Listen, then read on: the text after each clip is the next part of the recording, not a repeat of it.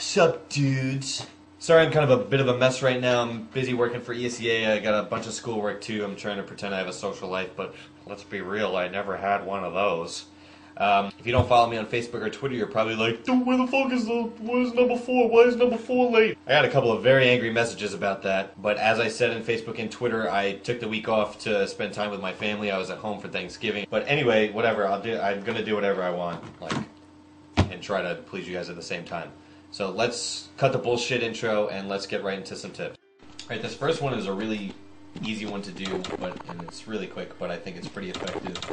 It's what to do when you're a CT rotating from A to B.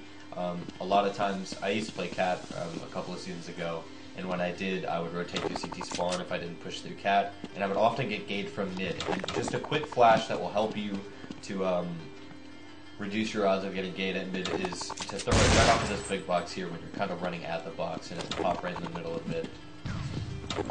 And what that does is it gives you an opportunity to not only flash a potential T that's lurking outside of double doors here, but you can run into dark spot while the flash is getting ready to pop, and you can kind of check like this immediate corner first, and then you know that you just need to check hard left before you're able to cross over and give the middle of the doors one last look. So again, it's really simple. A lot of you might think that's a stupid tip. You can say you can just throw your flash in. If you throw your flash too deep, it might go behind the T and it might not do anything. But again, if you're playing at A, you get the call that it's B, or the bomb's playing at B, you know it's for sure B. You can drop down from cat. Just get your flash prime, throw it at this box real quick, get in a dark spot, and take a look at mid double doors. It's a little bit safer to do it that way. Alright, so this next spam is to check if there's a T holding this angle right here. A lot of times they do it on eco, but a lot of times terrorists will just hold this position to see if someone's pushing through lower enter or upper enter. And the way I like to do it, let me just make sure I get my bot over here. Oh, by the way, I posted the link to AMX, deathmatch, bots, no clip stuff.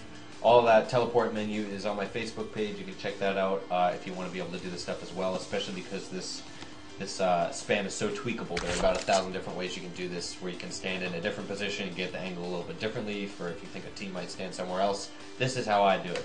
If there's a T that I think is holding that top angle, which is right there, the way that I like to spam for that is I come up to this pillar, I make it so that this side of the pillar seems relatively flat, this left side of it.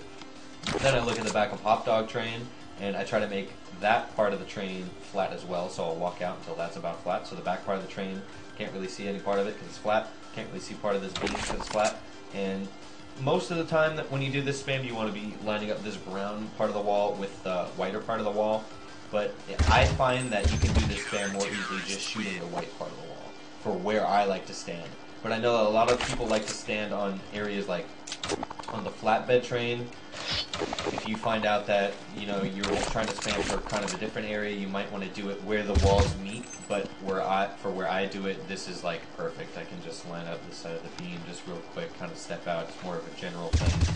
Just launch some bullets up there. You never know. You might get a dink. You might do damage. You might get a frag. You might get fucking triple kill, bro. You put it in your movie. You do something like that. Moving right along to the questions you submitted either from Twitter, comments on the last episode on YouTube, or on Facebook. I put up a status every Tuesday or Wednesday, usually asking for your questions. Let's go through them now. Abdo L from Facebook asking a very good question about the magic ice cream. He wants to know what type of magic ice cream I use. Is that the name of the video it's in? The name of the video might be magic ice cream or something, I don't know. But the magic ice cream, my favorite kind of ice cream, the kind that I was eating in that video and many other videos that I just didn't address, is mint chocolate chip, but it's by Friendly's. The Friendly's kind is the best kind. Don't eat other shit. Especially don't eat the white kind. It's got to be green if it's mint chocolate chip. Don't eat white ice cream that says it's mint chocolate chip. That's garbage. Graxius from YouTube asks, what are the main differences between the different crosshair sizes, small, medium, large, auto size? And also, what are the benefits and advantages of using them? The auto size option, if I understand that correctly, just picks either small, medium, or large depending on what resolution you're using. I think it uses like the most medium general setting for that. I'm not 100% certain if that's correct, but I'm pretty positive. So auto size you shouldn't pick auto size. Large crosshair is mainly if you're more of the I can control my spray kind of guy. Small crosshair might be more of if you have very precise aim. And medium is just kind of the best of both worlds. The only reason I'm using medium now is because I think that large is way too large on 640 and small is way too small. I remember reading the complexity forums really long time ago, maybe 05, 06, and I remember Warden actually saying that what it boils down to with settings is you should just try everything out, give it all a shot, and see what works best for you. And the way that you know which settings to keep are the ones that you're able to get the most kills with. From Facebook, Liam Reeves asks, how long have you been playing competitive CS? I mean, has it been with the same lineup the whole time, or has it changed? E.g. BAP, Zebra, etc.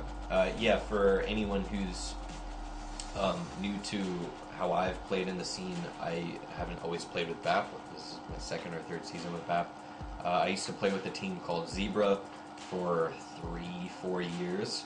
I would say that I probably started competitive CS 4 years ago, maybe even 5. I don't know. I've been playing for a long period of time, and that's mainly what's attributed to me being even close to being decent in main.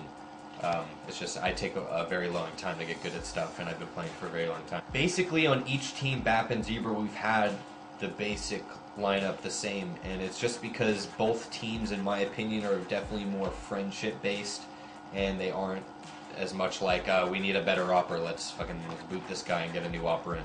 It's usually we just have a foundation of friends, and there's a certain level of activity people are willing to consistently put towards playing and practicing and scrimming and showing up for matches, and it's always just been the same, like 5 guys that have been willing to show up and put in the time, or just even not put in the time. Like on Zebra, I know we were just showing up for matches, and we were going 8-8 in IM, getting moved up to main, being inactive, 8-8 in IM again the next season, going inactive. We would just show up and play matches for fun.